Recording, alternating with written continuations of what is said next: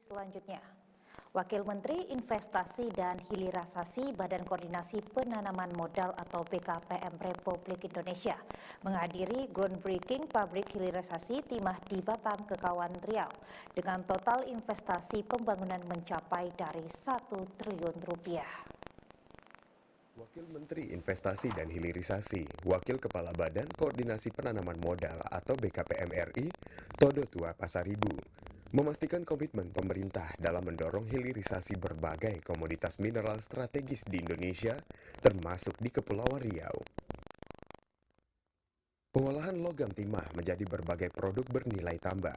Didukung oleh PT Prima Dredge Team, total kapasitas produksi pabrik ini diperkirakan mencapai 16.000 metrik ton per tahun, sekaligus menobatkannya sebagai produsen terbesar kedua di dunia setelah Tiongkok.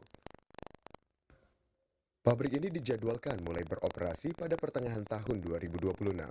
Proyek pembangunan pabrik ini tidak hanya memberikan kontribusi terhadap pertumbuhan ekonomi nasional, tetapi juga menciptakan lapangan pekerjaan di Kota Batam dan memperkuat posisi Indonesia di kancah industri hilirisasi timah secara universal.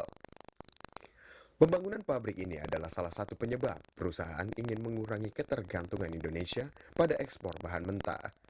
Indonesia memiliki 28 komoditas unggulan, termasuk timah, nikel yang siap untuk didorong dalam proses hilirisasi.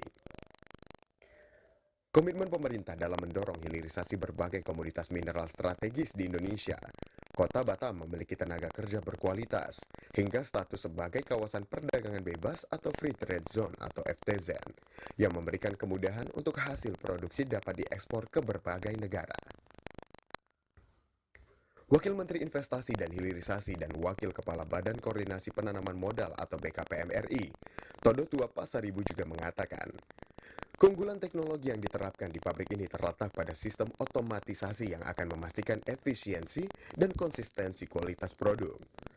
Pemerintah siap mendukung agar kita bisa memperoleh manfaat yang maksimal dari sumber daya alam yang dimiliki.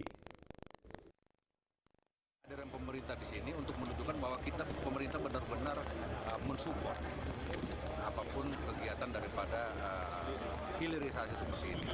Ya, itu.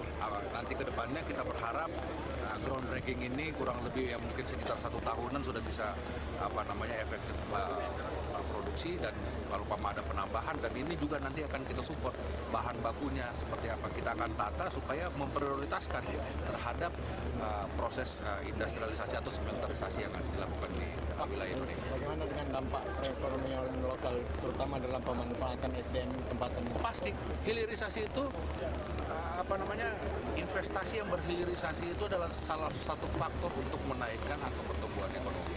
Kalau kita lihat tadi dari apa yang disampaikan oleh Pak Gubernur, ya memang ini dengan adanya penambahan investasi yang terjadi di Kepulauan Riau itu menyebabkan kenaikan daripada angka pertumbuhan ekonomi itu sendiri.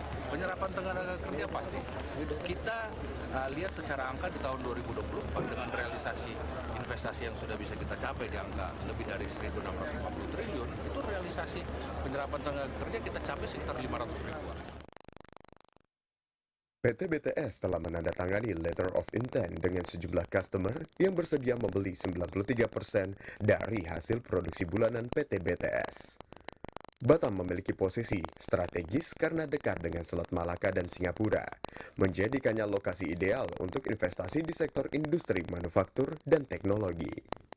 Dari Batam, Kepulauan Riau, Rizky Kurniawan, TVRI melaporkan.